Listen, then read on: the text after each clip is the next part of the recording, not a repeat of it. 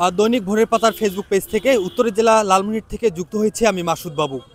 হিমালয়ের পাদদেশ এবং তিস্তা নদীর পাড়ে এই লালমনিরহাট জেলা হয় প্রতি বছর কিন্তু প্রচণ্ড শীত হয়।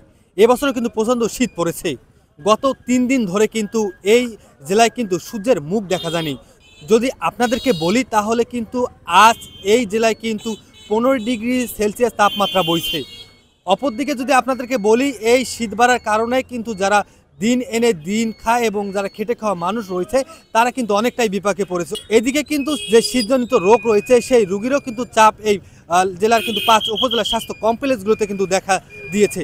এবং যদি আপনাদেরকে বলি প্রচণ্ড কুয়াশার কারণে কিন্তু এই জেলায় কিন্তু সড়ক দুর্ঘটনাও কিন্তু অনেকটা বেড়েছে। আমরা এসে দেখেছি যে সড়কগুলোতে কিন্তু যে পরিবহন রয়েছে তারা কিন্তু হেডলাইট জ্বালিয়ে চলছে।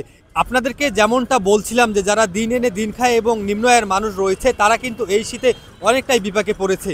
যদি বলি যে তারা কিন্তু জীবন যুদ্ধে কিন্তু এই শীতেও বের হয়েছে। আমার সঙ্গে কিন্তু কয়েকজন রিক্সা চালক রয়েছে, আমরা একটু তাদের সঙ্গে কথা বলবো যে আসলে এই শীতে তাদের কি ধরনের সমস্যায় পড়ছে এবং সরকারি সহযোগিতা পেয়েছে কিনা আমাদের একটু বলবেন।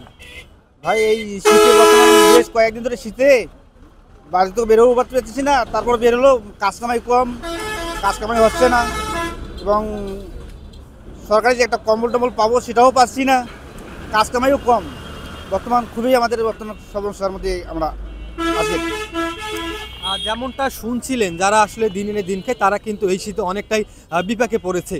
অপরদিকে যদি আপনাদেরকে বলি যে আমাদের সঙ্গে জেলা প্রশাসন কথা হয়েছে, তিনি জানিয়েছেন যে তারা তালিকা তৈরি করছে এবং বিভিন্ন এলাকায় কিন্তু ইতিমধ্যে শীত বস্ত্র বিতরণ কিন্তু কার্যক্রম শুরু করেছে।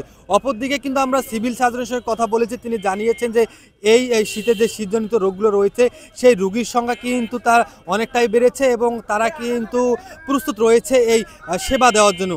আমরা ইতিমধ্যে যে উপজেলা স্বাস্থ্য কমপ্লেক্সগুলো রয়েছে এই জেলায় 5টি উপজেলা স্বাস্থ্য কমপ্লেক্স আমরা কিন্তু ঘুরে দেখেছি। আমরা দেখেছি যে যারা যে শীতজনিত রোগগুলো রয়েছে সেই রোগীর চাপ কিন্তু অনেকটাই বেড়েছে।